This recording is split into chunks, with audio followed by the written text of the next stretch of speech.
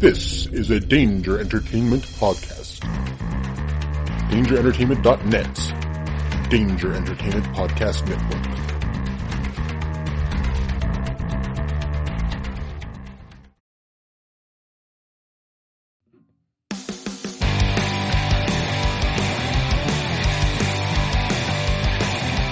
Life sucks to the last drop. Are you gonna blow your head off? Take good aim and don't forget to duck. Life sucks every Monday and all the way to Sunday, but I wouldn't have it any other way. I don't care how you're doing, what's up or how's it hanging. I'd like to buy this world one last drink.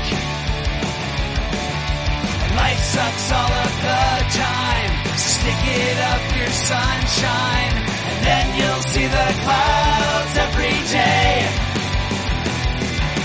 And then you'll see the clouds every day. And then you'll see the clouds every day.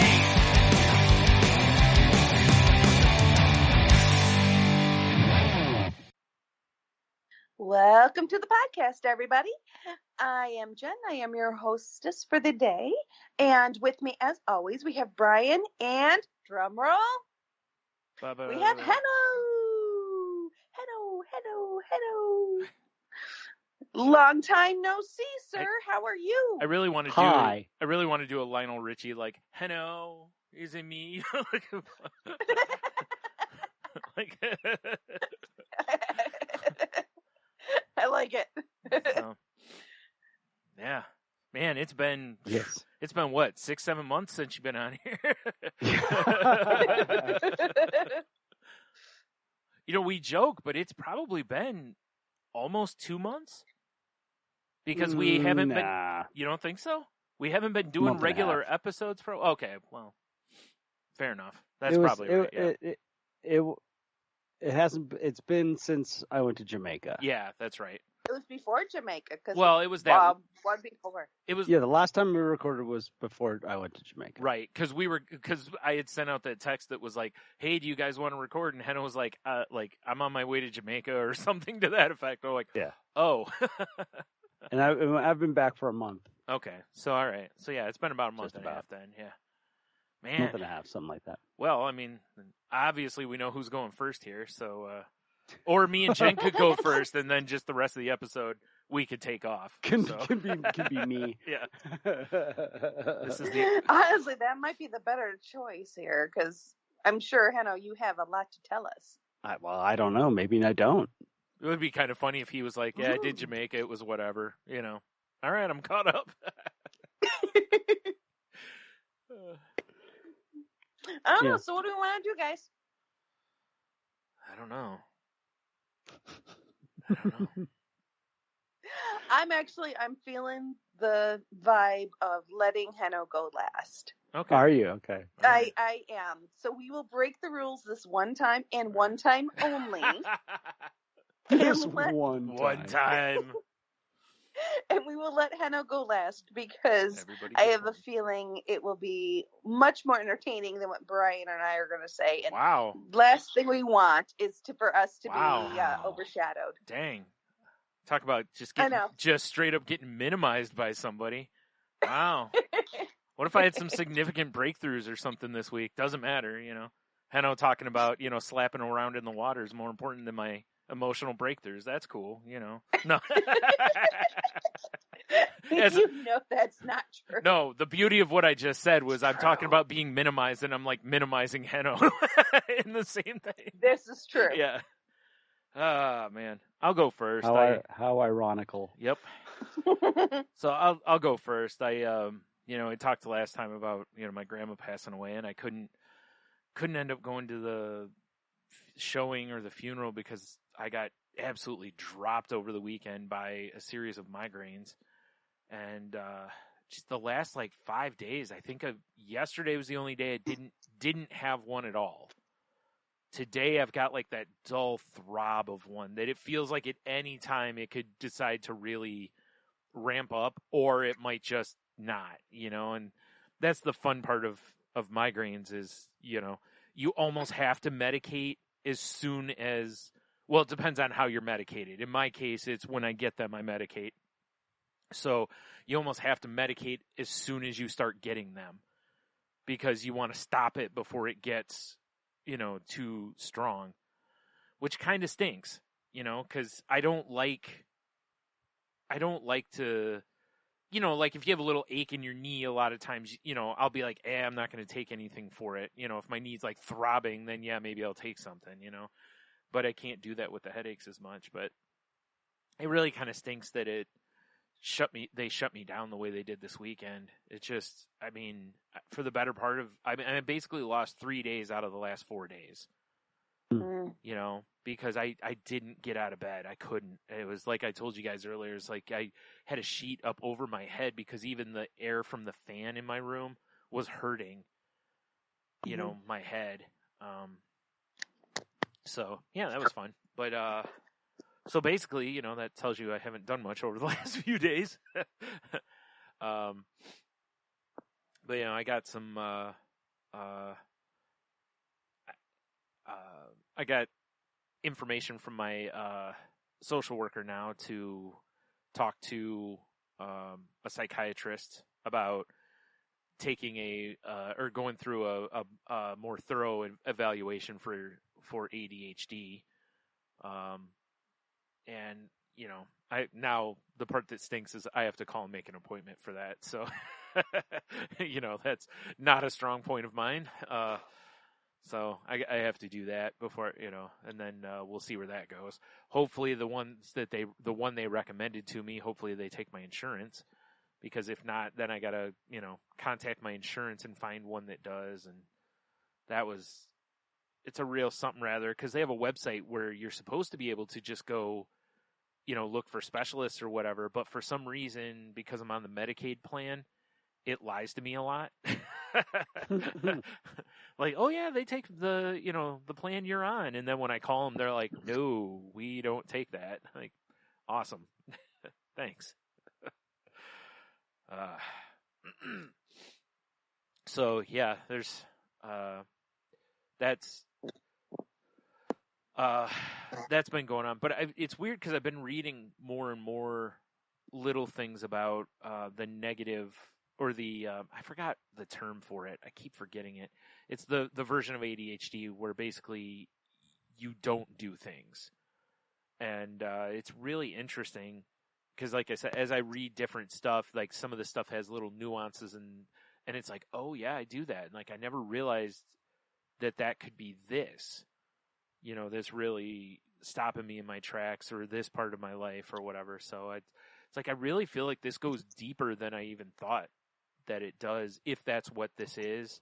And it's hard to not believe that that's what it is, because I've read quite a bit on it now, and it's like, I check so many boxes off, and you know how it is, like on any condition, it's like, if you check off like all the boxes, basically, it's like, there's a good chance you fall in the category. Now the severity and different stuff can change or, vary from person to person. But, so yeah, it's funny because it's like, I'm excited about it, but I'm also kind of nervous about it because, we've talked on here before about how like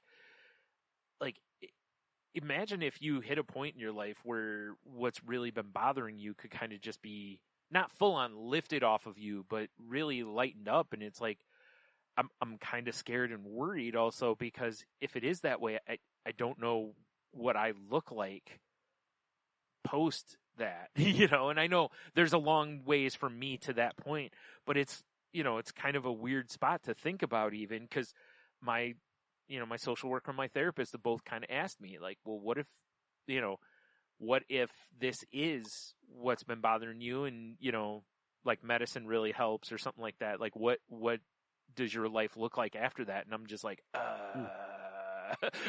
like, I don't know. And I've been trying to think about it, and it's been so long since I could just do things that I don't remember what that's like. And also, it doesn't really matter because I'm not the same person I was 20 years ago, you know?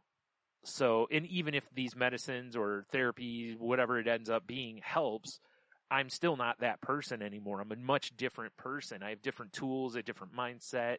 You know, there's a lot of things that have changed. So I'm walking into this as a complete, you know, it's kind of a, for lack of a better term, kind of a rebirth, much like you talked about, Henno, after coming out of, you know, like going through rehab and having, and everything, and learning how to feel without using alcohol, you know, and it's like, where do you go? Like, it's a kind of a scary thing. It's exciting, but also scary. And then there is, of course, always the prospect that, you know, it might not be this, you know, so we'll find all that out.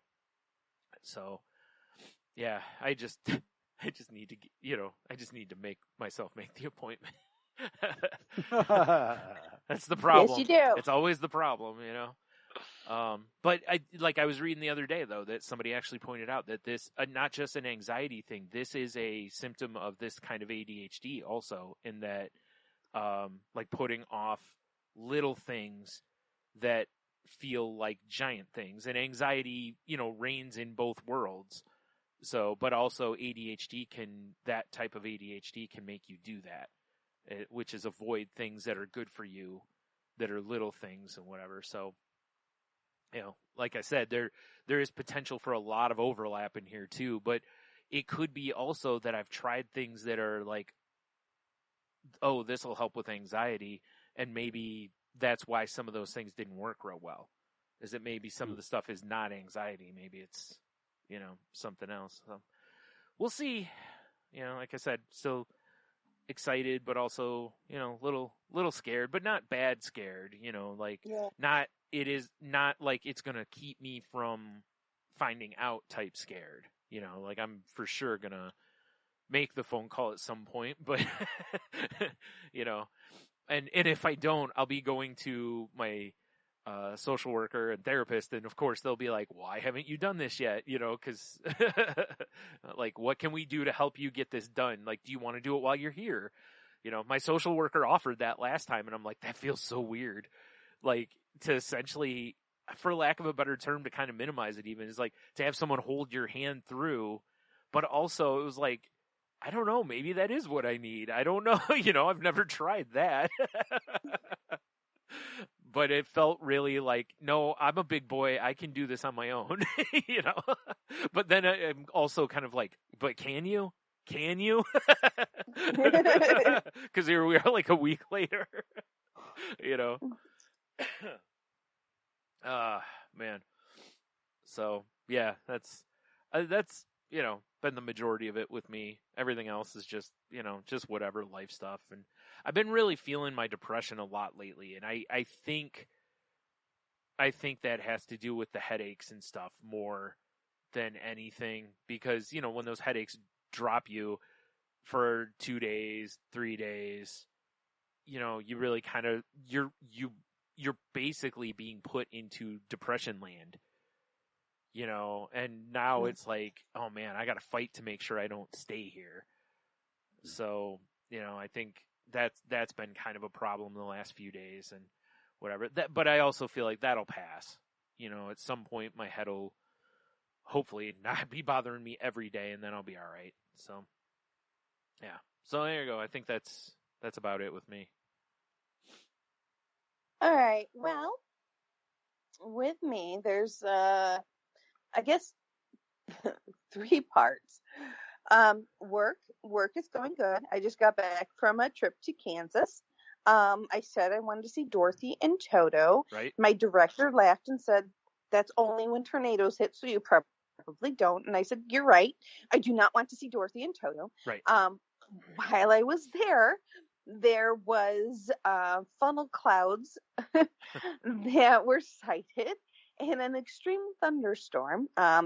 They're still trying to determine if there's actually a touchdown. If it was only a very small one, thankfully. Yeah. And everybody's okay. So I got a response back, well, you want to see Dorothy and Toto? And I'm like, well, I kind of did, but, you know, hey, things happen.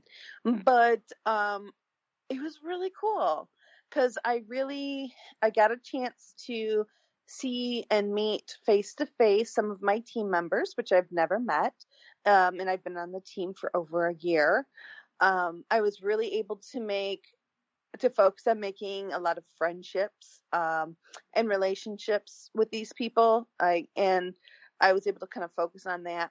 We did a PI index, which is a behavioral index for every member of the team. And what it was is you just had to like check mark things that make sense to you. It's like, I am this and this and this and this and this. So they take all of that information, they compile it, and they make a profile for you. Well, I know everyone listening to this podcast is going to be incredibly shocked, but I came out as being very social, very collaborative, very willing to help others. Yeah, I'm the kumbaya girl. Which I was shocked. I think everyone in the room was completely shocked. Right. No, I'm obviously kidding. Yeah, completely pegged me 100% dead on. Exactly who I am. So it was quite funny because it literally was not even like a 2-minute survey type of thing, that it was able to peg me completely dead on. So that was cool. And when we get a chance to kind of talk about that and how we interact with each other based upon our profiles and stuff like that. So it was really cool. And then after that, we went and did Top Golf, which is a driving range. I have really horrible hand-eye coordination. So hitting a golf ball is really not a long distance. Like putt-putt, the miniature golf, no problem. I can handle miniature golf. But the actual, swinging the arm back and popping the ball, not so good at that. Quite a few kind of just trickled down the little net that they had to catch balls. Hold on. Did you whiff on any? Oh, hell yeah. Okay. I was just curious. Absolutely. Yeah. Okay. Yeah. The only reason I told them I would do it is if they would laugh with me and not at me. Sure. And yeah, exactly. They're like, yeah, sure, we'll do that. Of course we will not laugh at you as they all get their phones out. Yeah. Yeah, pretty much. But I did get some points. I did make it into the correct holes on different times. So I'm like, hey, all right, cool, this works. Yeah.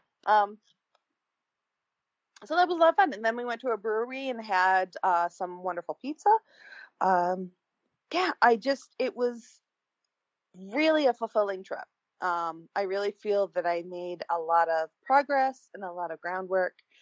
And then Tuesday night when I got back to the hotel room, my brain tried to do what it likes to do, which is overanalyze everything I said and did and criticize everything I said and did the entire day. Sure. And yeah, and I have a new medicine I'm on that kind of cut it off and said, no, we're not going there. We're not going on that path. Good. And it started again this morning, and I'm like, no, I'm not doing this. I am not going to criticize myself and overanalyze every little thing I said, everything I little did.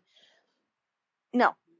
If someone truly had an issue with something that I said or did, they will bring it to me. Otherwise, it's all good. It's golden. Yeah. And just let it be. Let it be a good thing. Do not turn it into something that it's not. Right. Like my head loves to do. Yeah. So far I've been very successful at that. Thank you. Cool part. All right. Kind of a weird perspective on things. So I do not have anxiety with flying. I have anxiety with TSA. Okay. Which it makes no sense. It is not logical in the least amount of logic. I mean, it's 100% non-logical. But the checkpoint you have to go through, I get so anxious and nervous going through it, thinking that they're going to stop me. Well, if you'd quit smuggling drugs, you wouldn't have anything to worry about. I read through every single time I fly. I read through their checklist of what they don't want us to take, what they do want us to take, and I go through and I overanalyze and I figure out exactly what I'm going to do when I get to the TSA checkpoint and what I need to take off and what I don't, what I need to pick out of my bag, put that at the top. I like go through all of this prep for this one moment in time. And I get there, and I've never been stopped. I've been, patted down a couple times because the scanner doesn't like my bra or something, whatever. I've been patted down before, and that's fine. I've had my bag searched before because my combos came in a foil bag, and they couldn't see through it. How dare you? Yeah. How dare I? That is really funny, though, because that's something that the potential of is there so much that you'd think, a company could maybe, especially for airports, maybe have a paper bag or something so that it, Exactly. And that's when they pulled my bag aside to search it. And I'm like, what are you looking for? And they're like, there's like a black mark, big black square. And I'm like, oh, it's my combos. It's like, oh, okay, cool. You're good. Go. Yeah. So I've never really had an issue. So there's absolutely no reason for me to have this anxiety attack every time I come to the TSA. But somehow in my mind, I don't know why, but it likes to believe that there's going to be some mistaken identity or something funky is going to happen and I'm going to get detained. Yeah. So once I'm through the TSA checkpoint, no problems. I have no problems getting on the plane. I have no problems flying. Turbulence, I'm cool with it all. Like, I have no stressors in the world. The only problem I have is the TSA checkpoint. I know it's weird. I know it doesn't make any sense. But gosh darn it, doesn't life follow that too? I mean, It's weird. It does not make sense. But it is. This is what we deal with. So other than that, I mean, it really was great. I ended up having a conversation with the woman sitting next, go figure. I was talking to a stranger. As always. The woman next to me, she had a book. I had a book. Immediately, I had to talk to her. We started talking about our books and stuff and our goals and how many books we want to read and whatever. Well, she finished her book before she got off the airplane. So she handed it to me. She's like, well, here you go. I go, sweet, great, thanks. Mm-hmm. So I got a new book that is on the New York Times bestseller list. Even better. So I slid it in my bag and I'm all good to go. And it's cool. And that is the exact reason why I go out of my way to talk to everybody I meet. That is because that's where I have the most interesting adventures. Oh, I thought it was to get free stuff. No. Although free stuff is cool. Yeah. I will never turn down free stuff.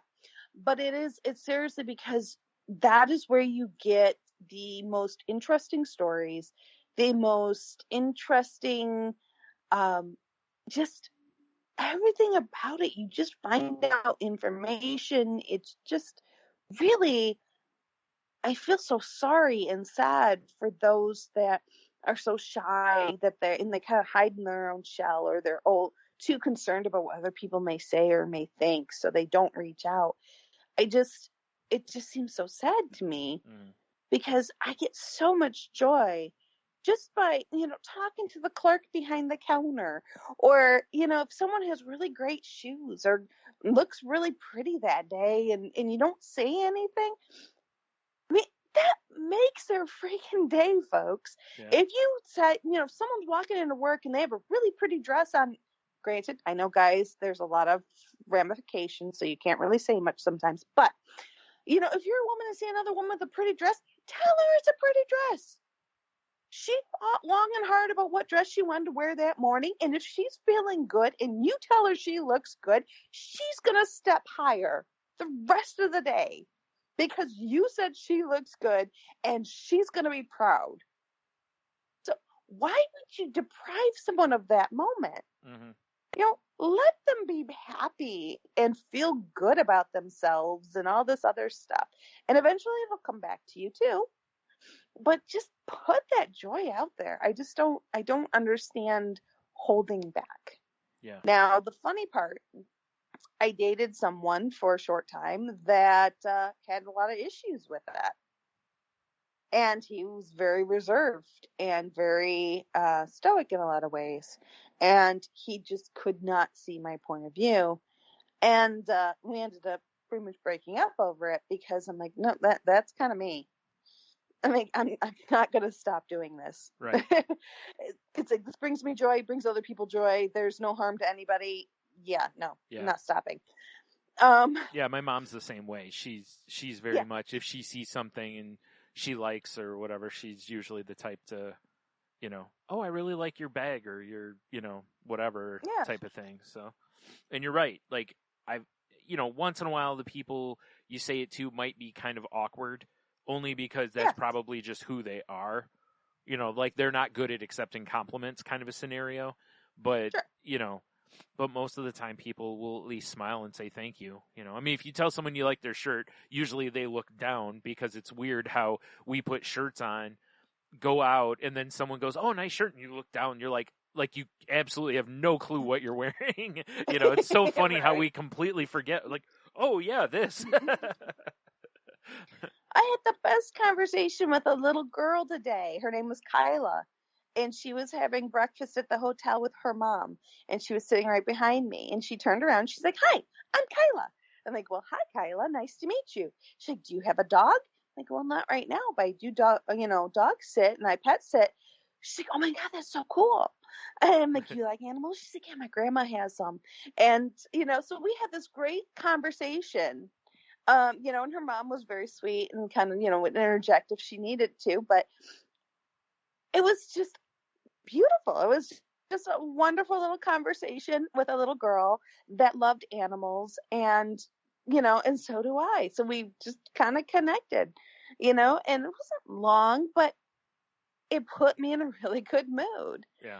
And it was nothing. It was like a blip in the radar of life, but those little moments are what make it worth it. You gotta look for those things. Yeah. Well, especially now, because we're, so many are caught up in the world through the filter of social media.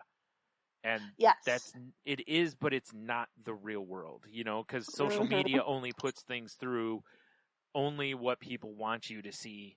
Whereas when you actually have conversations with people, you actually hear things, you don't just hear the screaming of the crazies. You also get to hear,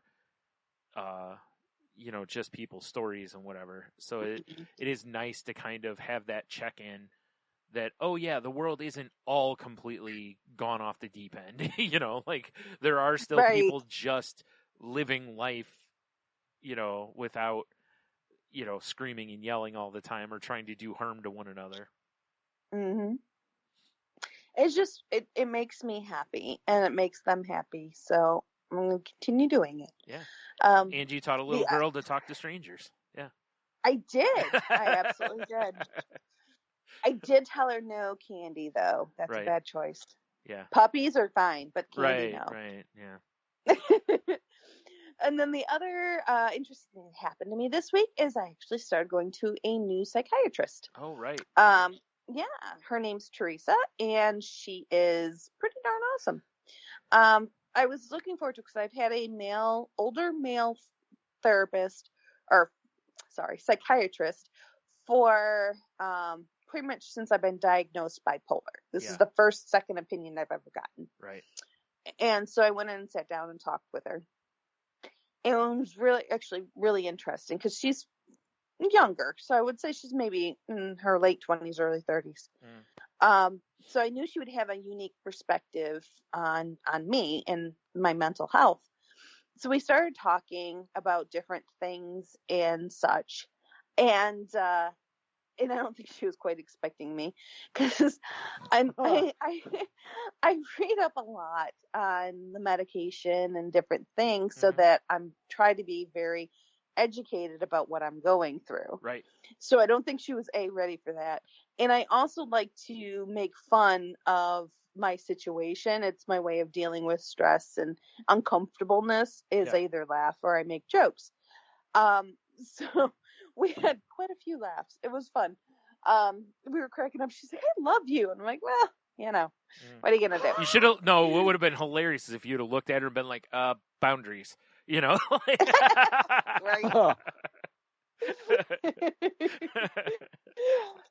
So it was really, really cool though that, we had a good chat and she made some suggestions for me and stuff. And, one of the suggestions that she gave me, there is before I get too far.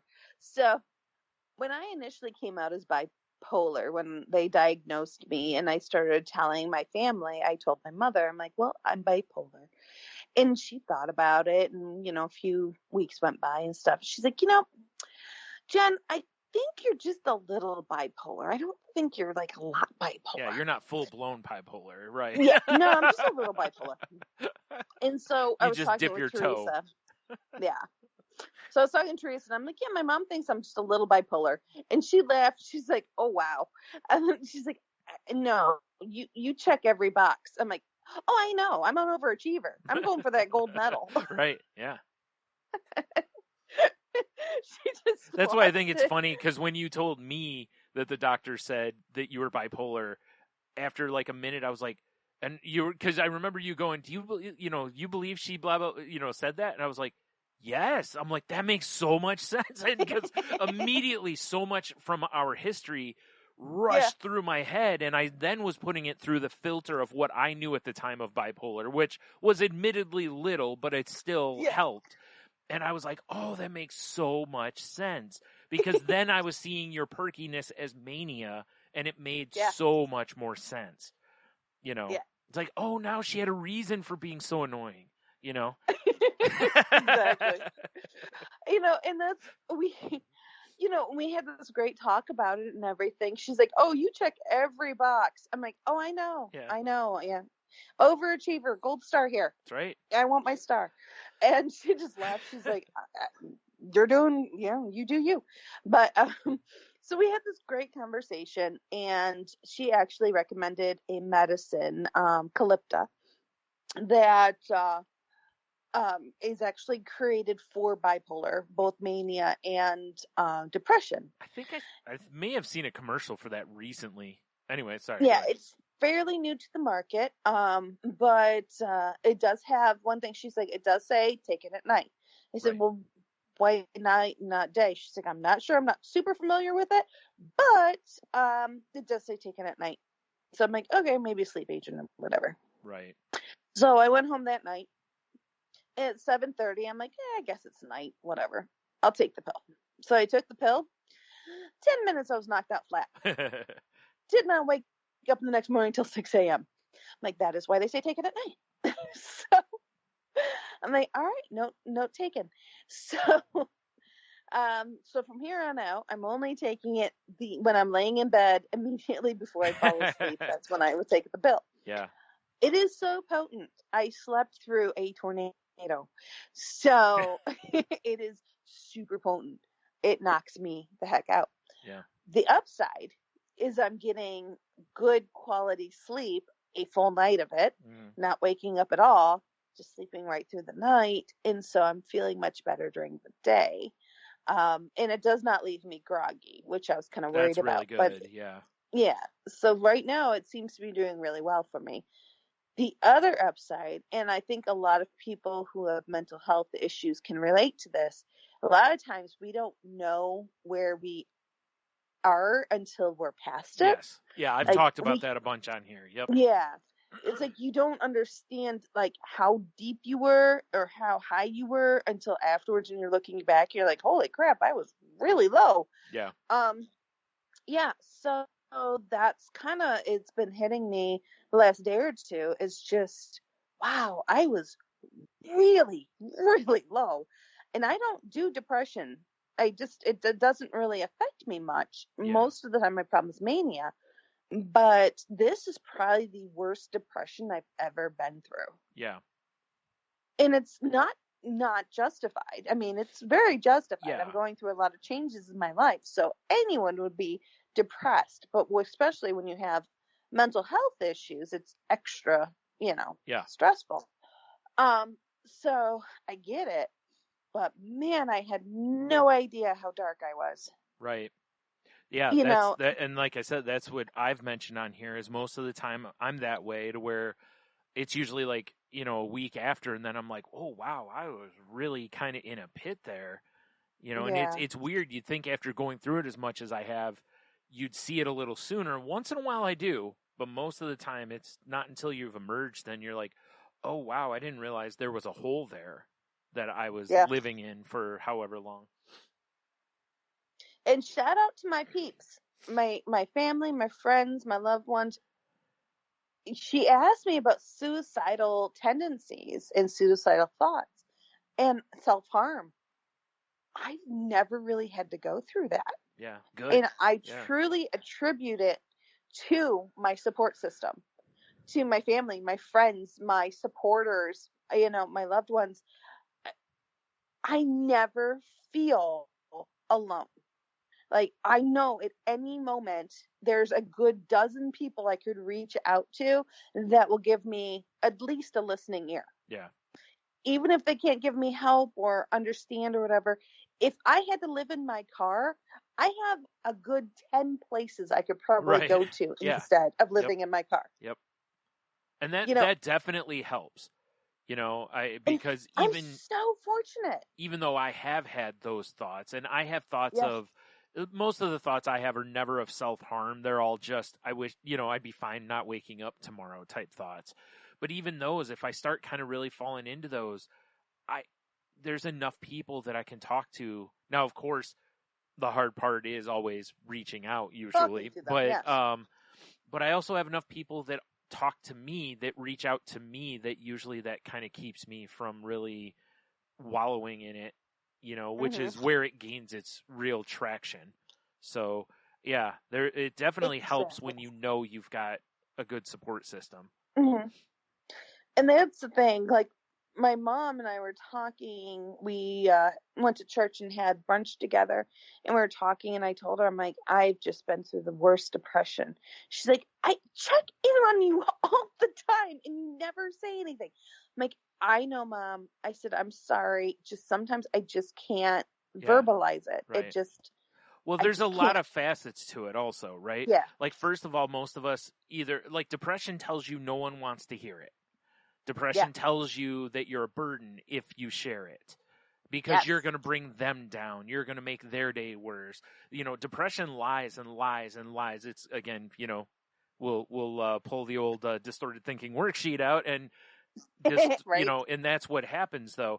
And it's why I love, there's a commercial, I don't remember which drug it's for, but it shows a woman holding a sign, like a mask up or a thing in front of her face, and it's got a smile on it, even though she's depressed. And when she's on the medicine, they continue to show the mask in her purse or on her person. And it's like, I love that commercial because it shows that it's always there. Like the medicine doesn't eradicate it. It's still there, but it's just not, it's a little easier to, function and whatnot. Yeah. And like I said, when you've got something that's constantly, in your head, and especially if you spend time alone, usually that'll feed the, those feelings and all that stuff. And, absolutely. And like anything, when you have distorted thinking, right? Like, you could have 100 people that would all, if you called them, be like, yo, I'll come over. We'll get through this. You could have one person that if you call them, they're like, hey, I can't do this right now. In your head, it's like, well, no one wants to deal. You immediately catastrophize it or go to that extreme that, well, now no one wants to help me. And it's like, even though if you were able to step away from the mental illness, you'd go, no, that one person just, for whatever their reason is, can't right now, whether it's, whatever the reason, and if I call somebody else, odds are they would be there for me. But a lot of times that one call, if you get a no, well, now everyone's going to give me a no, It's so awful that your brain does that, but that's when it gets bad, that's what happens. Yeah. And that's what I explained to her. And I said, I don't mean any disrespect. And honestly, I love the fact that I know I can talk to you at any time about anything. Yeah. I said, but it's just when I'm in those moments, I'm not able to reach out to people because I'm still trying to figure out what's in my head to actually verbalize it. Like, right. I can't express myself in words. Well, there's also another aspect I don't think anyone really thinks about too, which is that when you've been in a depression, let's say for a week, 2 weeks, a month, whatever the time frame is, even a day, it beats you up the whole time, basically. You don't necessarily want to, when it's like me, right? Like if we're sitting here and I'm in a deep depression and we're having a good conversation, I don't want to talk about depression. I'd rather us talk about anything else to distract me from it. And also because I've already been obsessed with it for a week or a month or whatever. It's like, I need this out. But also... It's boring to me by now. Right. I've expressed everything in my head already a million times over. It's like, That's boring as heck. Yeah. I want to find out some interesting stuff. Like, I want to have fun. I don't want to talk about depression. But it's like, realistically, you should still make sure that gets in the conversation somewhere so that, first of all, you're checking in with your support group, but also so that, they might check in on you, maybe they, whatever it is. Hey, do you want to go to dinner? Do you want me to grab a pizza and come over or something like that? Just to break up sitting by yourself in the house or something like that, So, you have to help yourself. But again, you've got to be in the mindset of wanting and needing that conversation also. Because I've done that plenty of times where I've been with people and I'm just not in the best spot. And for years, I would just be like, I just want to have some fun. I just don't want to talk about this. I don't want to languish in depression right now. I don't want depression to dominate what should be a good time with somebody else. So there is that angle in there too. That, like I said, I don't think I've talked about a lot, but it's for sure there. And you felt it too. And it's one of those things. My mom is my live or die girl. Like, she will always get my back. Right. And she has mom sense, and like she knows things that sounds there's like a no book. way in heck she knows. Yeah, she gets the sonar rating going, and like, I mean, one night, it was a Saturday that I was all by myself all day, and I was looking at a night all by myself. I was really dark. I was just struggling, and she texted me. She's like, "Let's go to dinner tonight." She's like, "I'm gonna come over and we'll go to dinner." And I'm like, you know what? Sure. That sounds good. Yeah. So she came over and took me out and we had dinner together and it was just light, nothing major, nothing. It's like Bebop or something or whatever. So we ended up, she dropped me off and stuff and I'm like, and I thought about it. I'm like, that's such perfect timing. Like, I didn't know that's what I needed, but it was what I needed. Yeah. And it's kind of like, that's a mom thing. It's like the mom radar went off. You know, she got the bat signal in the air. It's like, oh, my daughter needs me. Gotta go. Yep. So, well, it's interesting because the part of it is that it could have just been that she needed that. Right. And it just so happens that you line up, because that's happened before where, I've been with somebody and they'll be like, I just need to get out of the house. Do you want to I'm like, yes, like, because I'm feeling the same way. Let's do that, and it's. So it's interesting sometimes that things align. I'm not discounting the mom sense of or anything. It's just, no, it is just interesting how really you could act on your own interest kind of, but it ends up being every bit as beneficial to the person that you're talking to. And she gets me better than pretty much anyone would get me because she knows me really well, but she lost her husband of 35 years 2 years ago. Yeah. You want to talk about someone going through a change of life. I mean, she was, 71 years old when it happened? Yeah. And she moved to another state. She moved from Florida up into Ohio and started her life completely over at 71 years old. Yeah. And, having to change everything about how she did her life. I mean, if anybody understands, depression and loneliness, I'm pretty sure she can. Yeah. She can check those boxes. So it's just, I know she gets where I'm at. And she completely respects if I can't talk about it and stuff like that. But it's just amazing to have her and people in my life that just support me. Even if they don't understand me, they still support me. Yeah. It's so amazing. And I'm so blessed for it.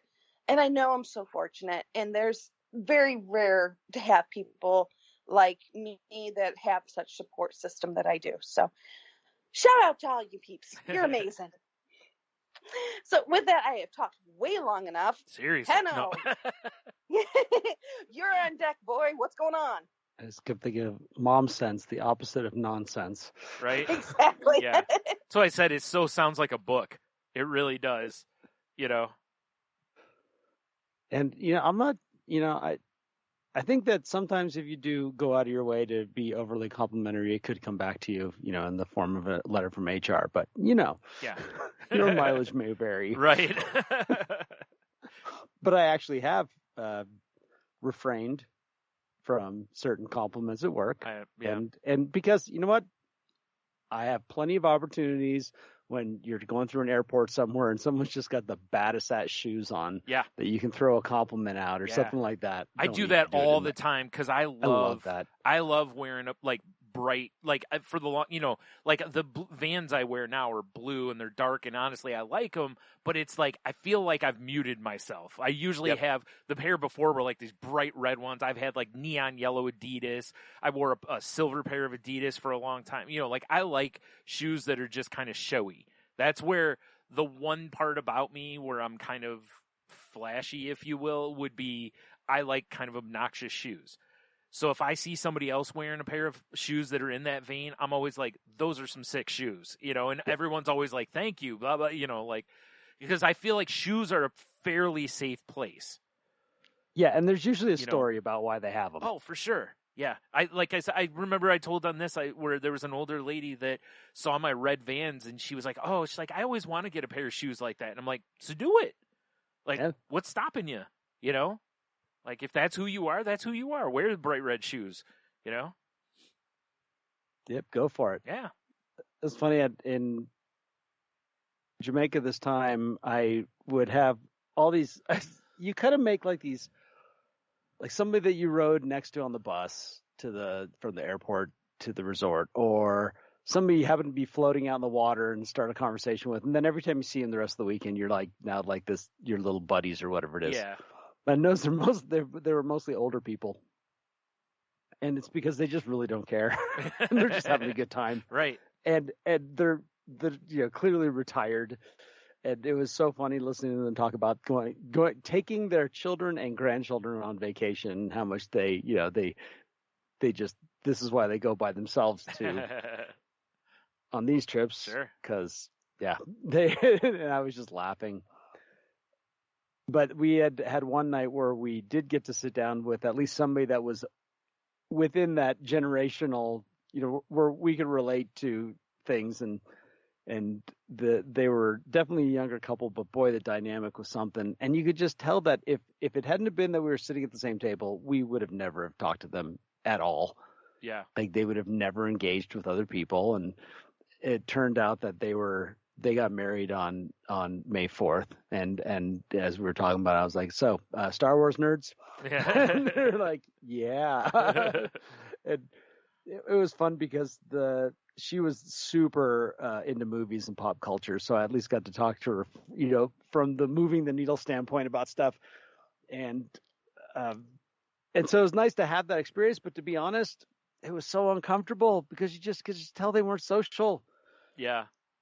And like they were even telling us about, they did one trip to Jamaica during when COVID was at a high, and they went out of their way. There's, I guess, at one of the resorts, you can rent like a suite that comes with unlimited spa services. Okay. So they did that and did room service the whole time and never talked to anybody or went and did anything with anybody. Really? Yeah. Like, I'm a hermit, and even for me, that feels like a lot. Yeah. Especially since you're traveling somewhere. Yeah. Like, I feel like like I said, I'm I have agoraphobia. So, my brain says don't go out. But I'd still be like, we at least got to go out to eat. we at least got to leave the room for food or something, you know, like I'm not going to want to sit in the room the whole time. I'd go stir crazy, you know? Yeah, and they totally owned it. I was like, man. all right. Yeah, well, whatever makes you happy. It's your vacation, you know, but that's it. Yeah. So then I ran into, so I was checking our dates for, cause they had a great story about how they wanted to go to the courthouse and just get the paperwork. Yeah. But the mother-in-law, and the way she even said it was like, oh, this is a point of tension. You know, all of a sudden stepped in and made a wedding happen. And so we were telling about, you know, why don't you guys renew your vows here and have it be your own thing? Because we both, we just happened to be married about the same amount of time. We'd gone to Jamaica about the same amount of times. And there was at least there was a little bit of commonality there. And so we were telling about our wedding and everything. And I was like, you guys renew your vows. And so the next day I was checking our next year's travel dates, and they happened to be at the same time of their anniversary. And I said, all right, I checked our dates. We're going to be here. My friend Neil and Annalise are going to be here. We're trying to get some other people to come out.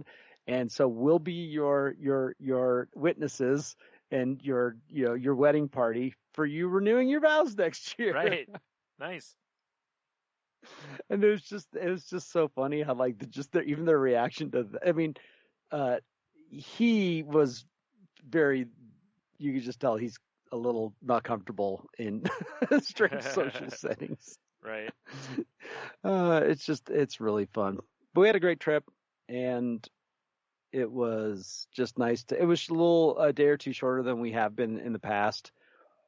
But it was back at Negril, our favorite spot. And the best part is we got off the resort again and went and saw this unbelievable art institute that nobody knew about this thing.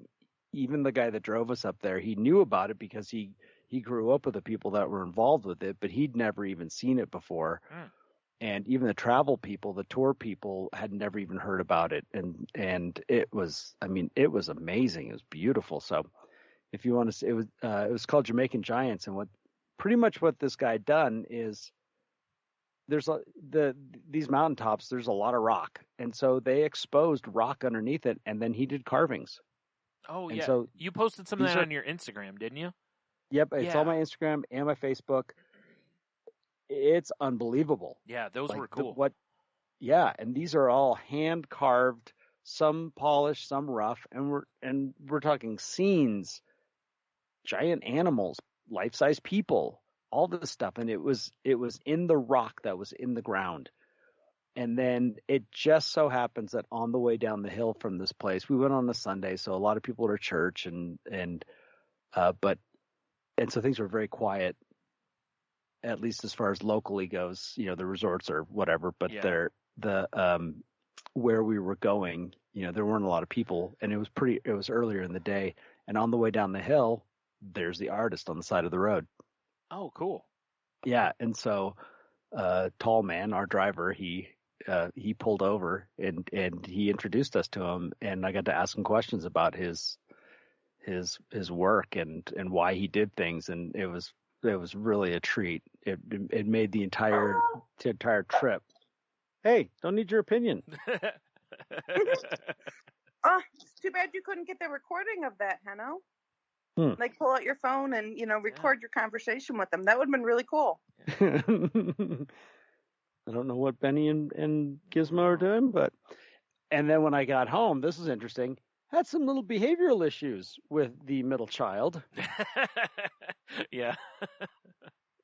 Who, in the time that I was gone, was looking around kind of going, okay, well, I know the little fuzzy one isn't alpha. The old one isn't alpha.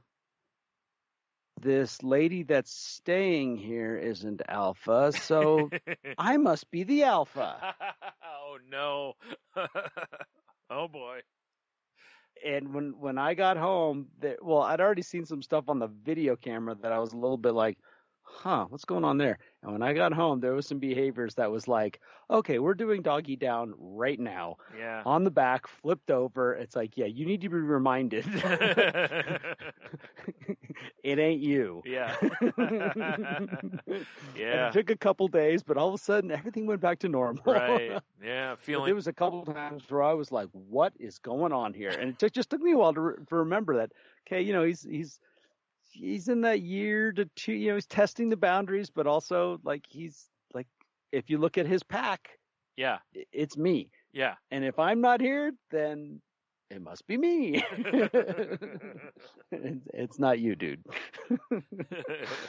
Oh, that was a real treat.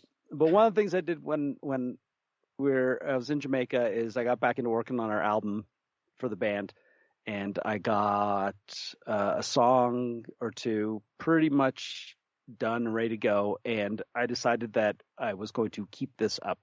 And so when I got back, I have pretty much, I've been doing all the things that I have to do, which is, going out and doing my wildflowers and planting things around the house and doing some work and this and that. Fortunately, it's just been miserable and wet and raining. Yay. And snowing and various other things for the last, like I was at work throwing out wildflowers. Someone's like, isn't it too late for wildflowers? My first response is, it's never too late for wildflowers because you can always throw them out there and you'll always get flowers. Yeah. Even if it's late in the year, well, they'll show up in springtime. Yeah. But the one thing is I looked at her, I'm like, it was snowing 3 days ago. So that gave me a little bit of a break. But I have played, I don't know, I've maybe played a match or two of my favorite video game, but otherwise pretty much I've just put that aside, log in every day to get my little rewards or whatever it is, but I do not play it. And I get home at night and, I spend some time with the dogs, I make myself some dinner and I sit down at the computer for a couple hours. And the other thing was just making the positive choices. When it came time for band practice, I was like, hey, we have nothing pressing right now. We don't have any gigs for a while. I want to focus on this for the next 2 weeks. And I did. And out of the 7, we have 8 songs. One of them's just not going to get done because our other guitar player is just too busy now. And at least he's finally just said, hey, I just don't have time for this. And I was like, thank you. At least that's honest. Yeah. But out of the 7 songs, I got 5 of them in a folder.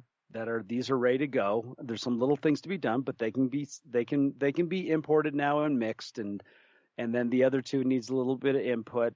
But I've just kind of made a plan for myself, and I've stuck to it. And that's one of the reasons I haven't podcasted. It's just been like, I've been on a roll. Yeah. And I've been joking about how this is where my ability to hyper focus is an asset and not a liability. Yeah. And I'm at the same time, I'm still doing other things. I'm working on some music for a friend of mine. I've been writing my own music.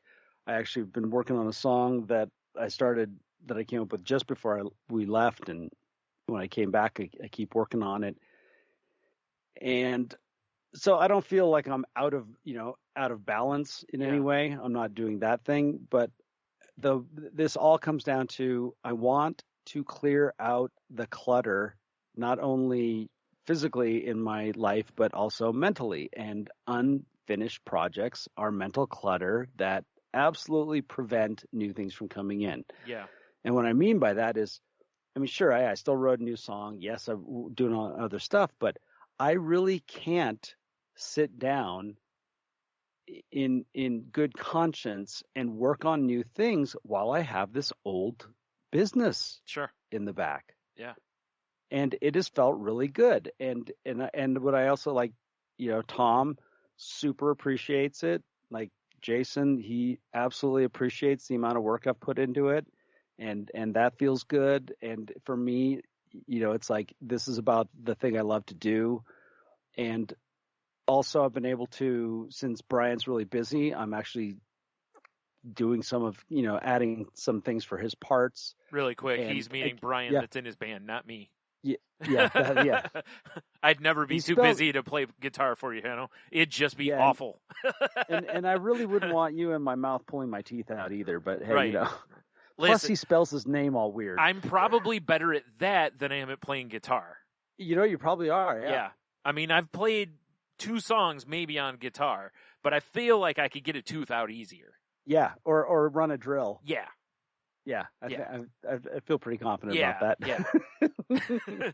Now, as far as numbing you up, I'm going to let someone else handle that because I know the way the nerves in the mouth are. If you miss, it can be bad because it can paralyze your face. So, I'd need someone else to do that. But from there, I'll figure it out. You're numb anyway, so. Come on, there's good whiskey out there. Yeah. Yeah. Shot for you, a shot for me, and let's go. Yeah, exactly. Yeah. I can give you some options. Yeah, exactly. Jen will recommend the exact kind that we need. Right. I feel like it's got to really burn because it's got to take your mind off of what else is going on. It can't be a smooth whiskey to where you're like, oh, this is really, oh my God, that hurts. Yeah. Yeah. It's got to give you the whiskey face. Jack Daniels just came up with 148 proof. There we go.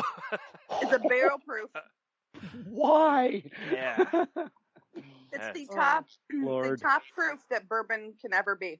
Man. It's like the absolute ceiling. Yikes.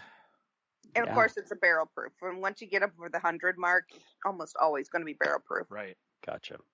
See, all these things you learn on the Crazy Life podcast. Yeah. I'm saying. It's one of my geek things. Yeah. Sorry, Heno, I completely train wrecked your quite all right, conversation.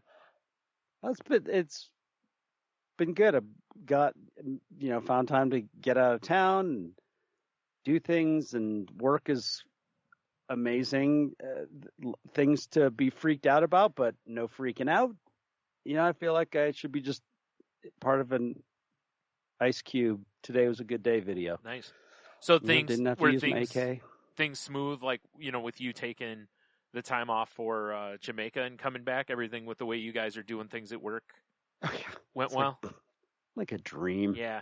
Yeah. Figured it would. And like we've hey, everyone takes their turn as the lowest common denominator, right? We all have things happen to us, and one of my coworkers, it was his turn, and I'd seen it for a while. It's not my position, and we have a new general manager, and so me and Sean were kind of talking. Everyone's noticed it, and it was like, all right, well, let's talk to Joe and see what happens. And it was great. We told Joe, and Joe was kind of like, yeah, I've been noticing some things that have been not going well with him, and within a day, he sat down, had a conversation with him. Boom, boom, boom, all done. How it should be. Right? Really? Nobody took anything personal. Nobody got slamming the desk or throwing it across the room or anything.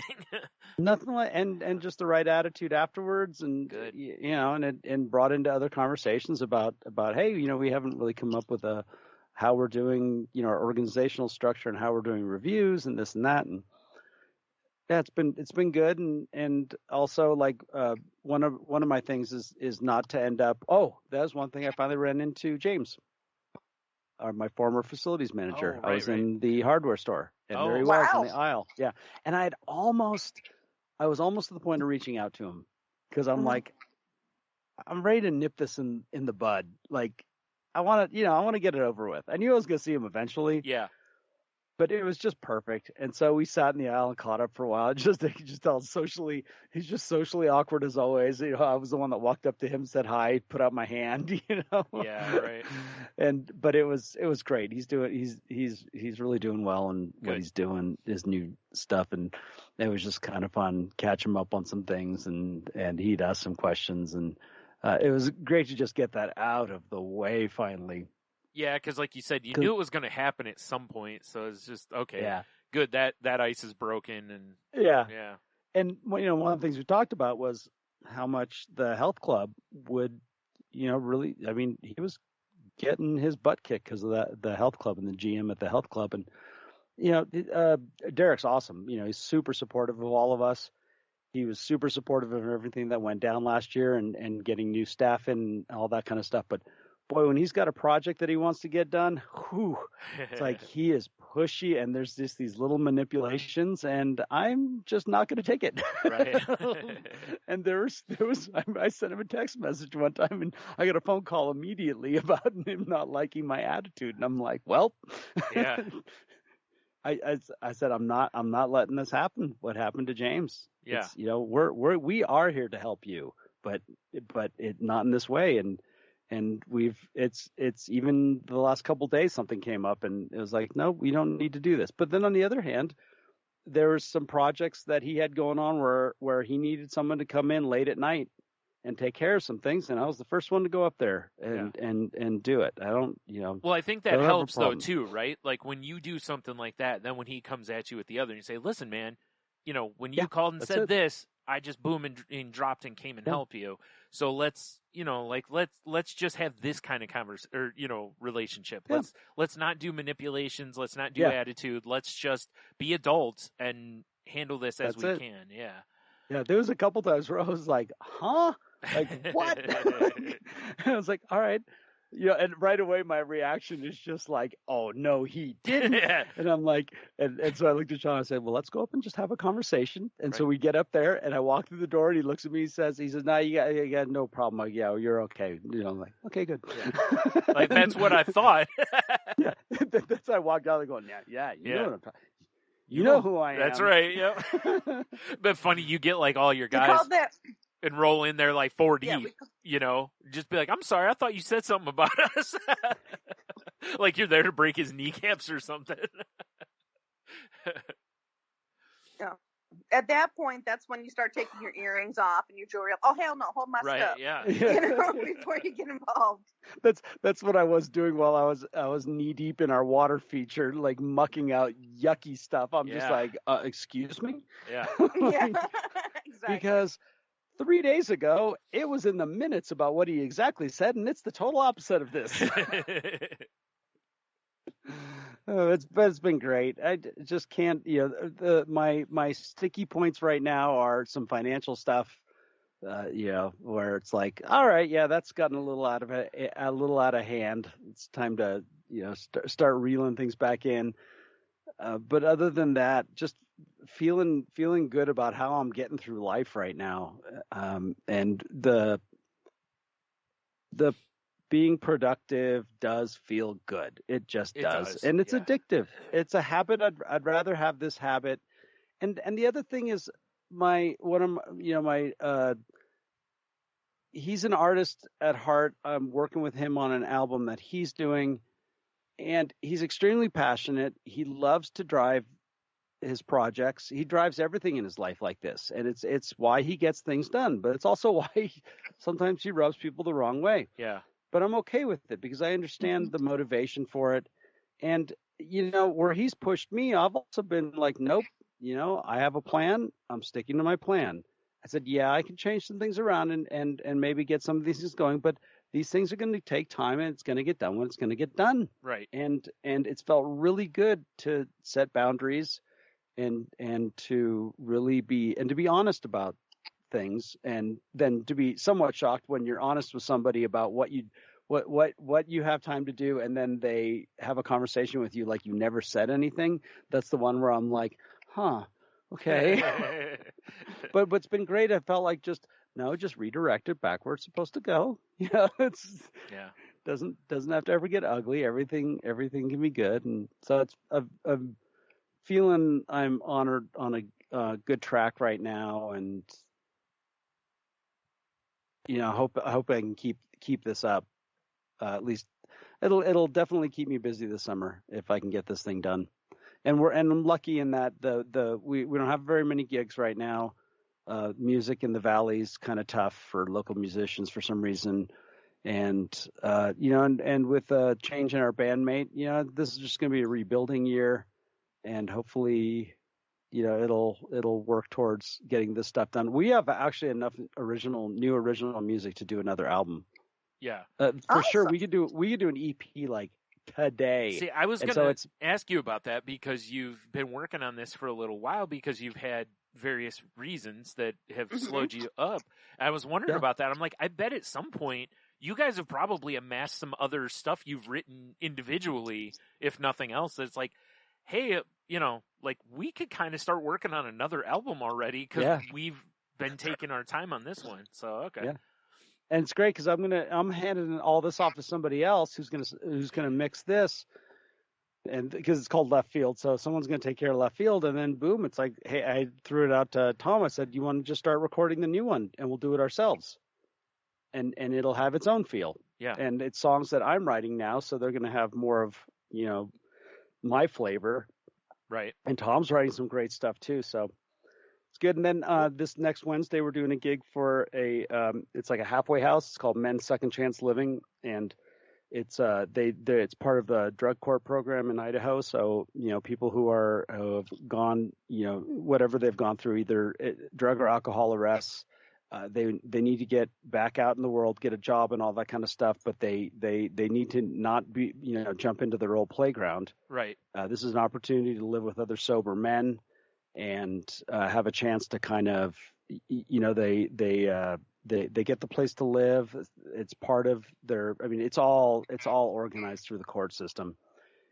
And they pay so much, they have to get a job. And it's funny how part of how the fundraiser works is it's one of the few places in town that has a stage in the back, and it draws a ton of people because it's right downtown. So everyone hears it, comes on down, but they basically have kegs of beer that they're selling, and all that money plus a raffle goes to whoever's the beneficiary of the night, whether it's we have an abused women's shelter, we have who do housing. Their primary thing is housing, besides getting legal aid and that kind of stuff, or it's for the fireworks, or it's for the volunteer fire department, whoever it is, whatever cause it is, they're the beneficiary. And I just love the fact that, because I told Tom, I said, how they make the money on this event is through keg beer sales up the back, and it's a sober house. Yeah.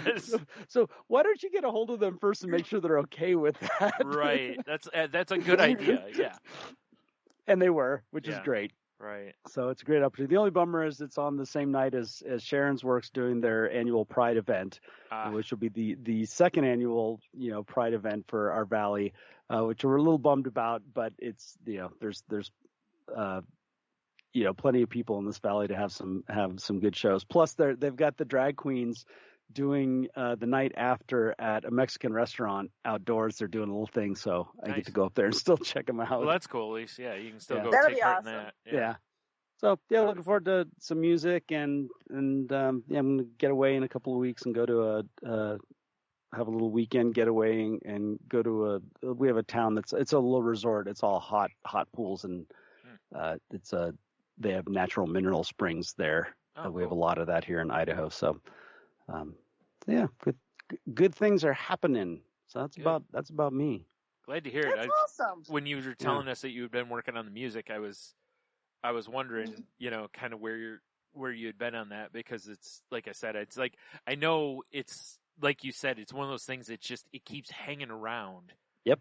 And it's like at some point, it's like I know as we've talked plenty of times, of progress over perfection, and it's like I just want to move forward with this. So I'm glad that you guys are at a point where you can finally, like, what had been holding you up is kind of resolved itself, I guess. I don't know how to word it better than that, but kind of at least gotten itself out of the way so that you can maybe remove the roadblock of that. Because like you said, it's like, I'm sure after you see these songs enough, it's similar to like, a comedian telling jokes or whatever, where it's kind of it's like, okay, I'm done with this. Like, you want some fresh stuff. Yeah. So, and it can be really bad, especially if it's frustrating. Yeah. And that was a couple things I got into where I was like, okay, why isn't this finished? And then all of a sudden I found out why it wasn't. I was like, oh yeah, this. And I had notes about it, but I had to find the notes, and I found the notes, and I was like, oh, that's why this never got done. And it's like, okay, well, let's dive into it. And there is that risk of where you've burned out on it. But the one good thing is one thing that mixing is there's I like to call it, I'm doing a lot of the intern job where I'm just organizing files and getting them up for the right person. But at the same time, I'm doing some mixing because I need to figure out, we need to know, is this complete? And because we don't have necessarily guitar parts from the other guitar player, it's like, is what we have enough? So I get to go in and do some creative mixing, and all of a sudden I send the song out, and everyone's like, "Oh my goodness, it sounds great!" Like it just gets everyone fired up again. Right. So that's good news. Is that, is that they get that excitement again and going, and excited for us, to get together and play. And we've even been playing some new cover tunes, which is it really is fun that that we get to do a little bit of both. Right. Yeah, but mostly to me, this is a personal victory in just shaping my direction, because I am amazing at just procrastinating and letting it build up and sure. Like I can blow off, and I can be sitting there all day long thinking about how when I get home tonight, I'm going to, dive into it and get it done. And I will get home and do nothing. Yeah. Tomorrow, dude, I'm crushing this. No problem. Got it all day. And you wake up and you're like, nah. Days are weeks, weeks are months, months into years. Yep, exactly. And we're out here. And so I'm really excited about, getting this kind of turned around. And I like seeing the inspiration from my friends, our friend Kiki, who's been on the show. Yeah. She will sit down and just do like some art. She calls them little art doodles, but they're amazing. Yeah. They are gorgeous. Yeah, and you've shown me a couple of them that are pretty awesome. Mm-hmm. Yeah. And she's on this thing with little mushrooms and like to the point of where it's like flash art that for a tattoo artist. Yeah. I mean, honestly, she's getting to that point where it's just sheets of it. And that just inspires me to see someone and to see their work progress over time. Mm-hmm. And it's all about just sitting down and doing the work. And that's how I feel too about is like I feel a little more in control of what I'm doing musically because I'm putting in the work. Yep.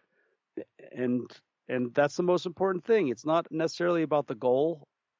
Sometimes it's just about doing some, doing some work. I saw an artist on Instagram that I follow the other day. He posted a thing, and it was a real simple, like, I get asked all the time how to become a better artist, and his answer was draw. Yeah, it was just draw.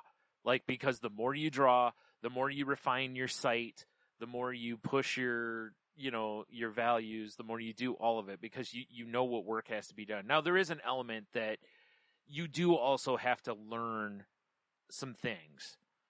Like if you're doing really realistic portraits and you have no training, odds are you're not going to do really realistic portraits. You kind of have to learn some values and how to lay things, but still it holds. Like if you have no formal training, the first portraits you draw, they're going to stink because you haven't put the work in, like you were saying. Over time, you will see, even if you don't get to like professional quality, you'll get better though. You'll start seeing things differently the more you do it. And I'm sure, same with any discipline, That's why artists, a lot of times, even if they're not doing big work for the day, they still will do some warm-up sketches. They'll still do whatever just to keep the hand loose, stay in practice, and then, and then someone just that wants doing the work. Someone that wants to write, they'll write. Doesn't have to be necessarily towards their big goal, but it's some writing. And what I like to always remember, there's a reason there's punk rock.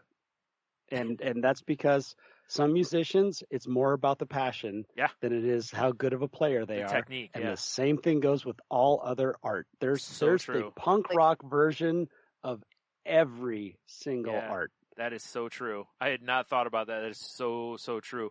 And that's right. I think that's a really important thing. I've had conversations with artists about this. It's in the same vein, but not put in that way. In which that, like when you're like, oh, well, I'm not as good as this artist, right?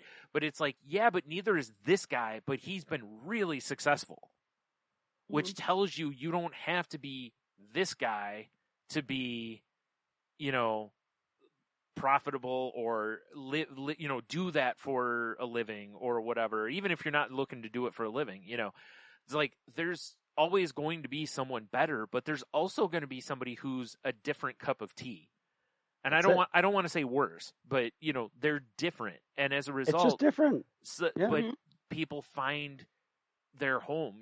A guy that I've known through Twitter for a little while does an online comic, and he posted a picture the other day of his progression through the years from when he first started doing it to now, and he's come a long way. Like his first iterations of the main character are very crude compared to where he's at now. you know, and he's even like, you know, I know there's still room for growth, but I'm really proud of how far I've come, you know, and again, it's just from putting in work. It's just keep drawing, keep whatever it is, you know, and the same with, you know, mental health and whatever is, you know, keep fighting, keep pushing, keep trying, you know, and in the words of very wise words of Dora the fish, just keep swimming. right. Yeah. It is. Just keep swimming. Yeah. Yeah, because that's and sometimes you need to dive in head first. Sorry.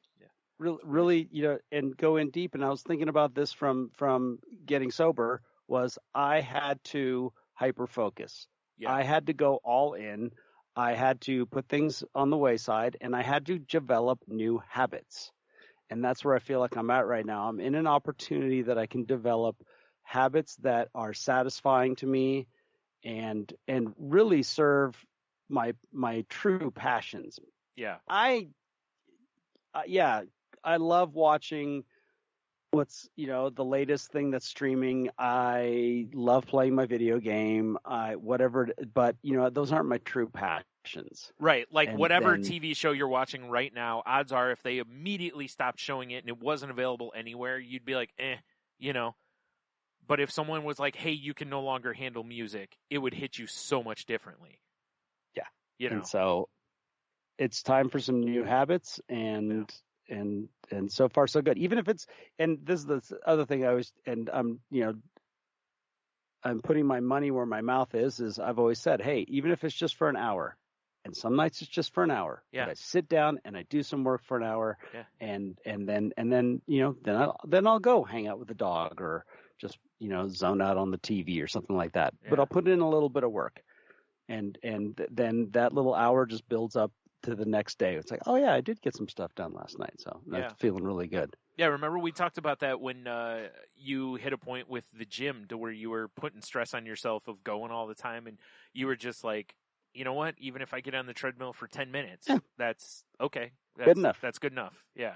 Yep. And because odds are, if you're on for 10 minutes, you'll probably be like, maybe I'll go for 20, you know, or 30 or whatever you know. So that's the next thing I'll see if I can incorporate. But you were right though. Gym place. You know, seeing success. You immediately want more. You want to extend it. So it's one of those, like you said, if you sit down and you start working on music, especially when it's going well, you know, like if you're doing, you know, and you kind of hit a rhythm and you're like, you know what, maybe I'll work on a little more tonight. And, you know, you never know that half an hour turns into, you know, 3 hours of it and whatever. Yeah. Maybe I'll visualize a treadmill while you're working on music. Yeah, whatever. Just put a little one on your desk, you know. Now that you have I space like on your this desk. idea. You didn't even talk about that giant victory. Oh yeah, finding my desk surface, that was something. It is. Talk about clutter. Whew. Yeah. That was a lot of Post-it notes. Yeah, I bet. That's usually what mine is when I end up cleaning it off big time, is a lot of little notes I've written to myself over the previous X amount of time. Yeah, and a lot of like random screws and miscellaneous things that somehow ended up. Yeah. Sure. Mm-hmm. Yeah. That felt good too. Yeah, I know when you showed that picture, it was like, whoa. I know, shocking, huh? Yeah, Heno bought a desk. Yeah. Yeah.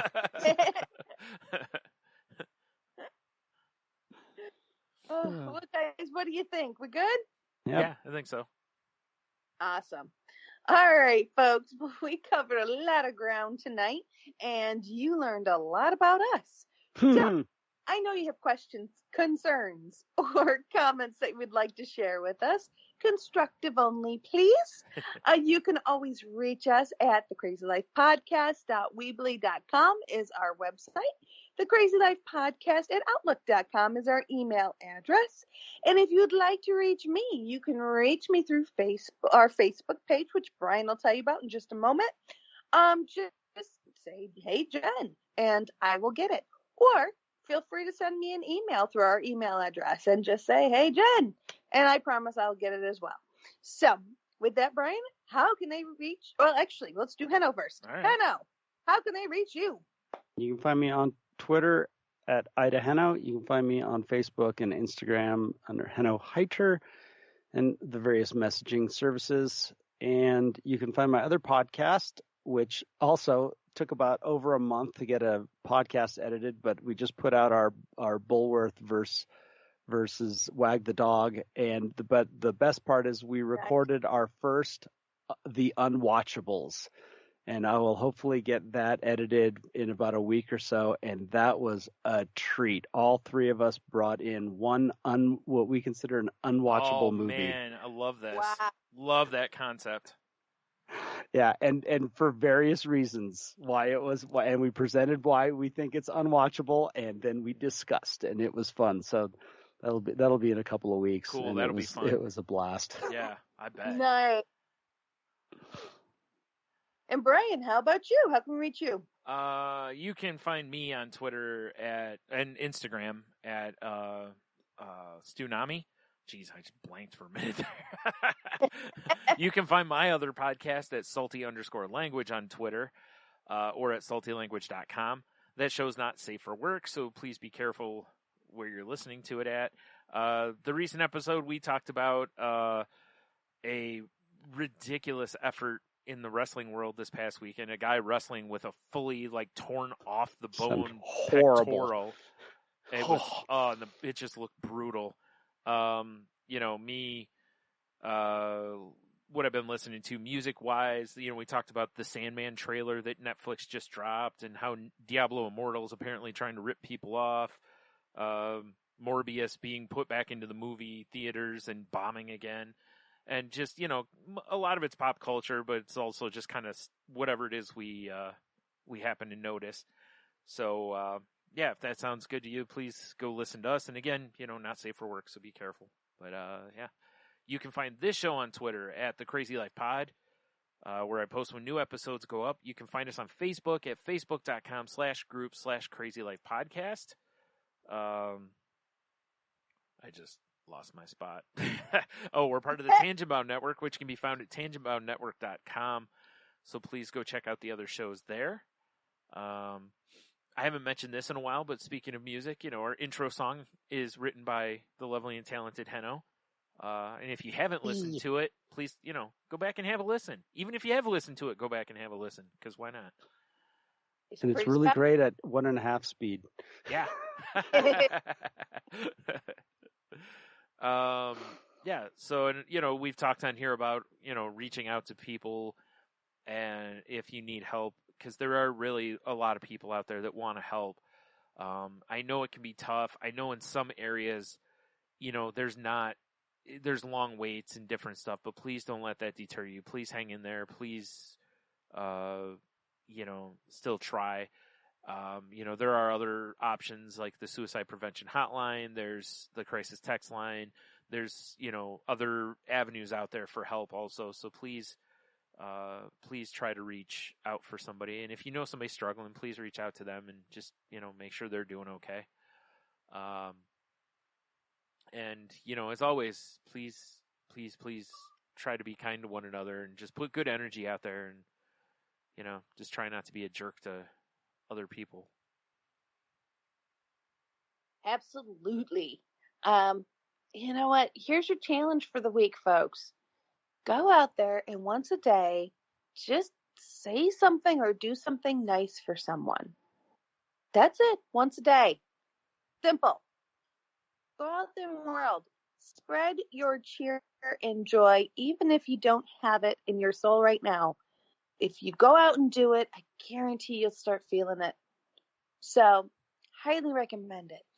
With that, go out and have the best week you possibly can. And do not forget, always wiggle those toes.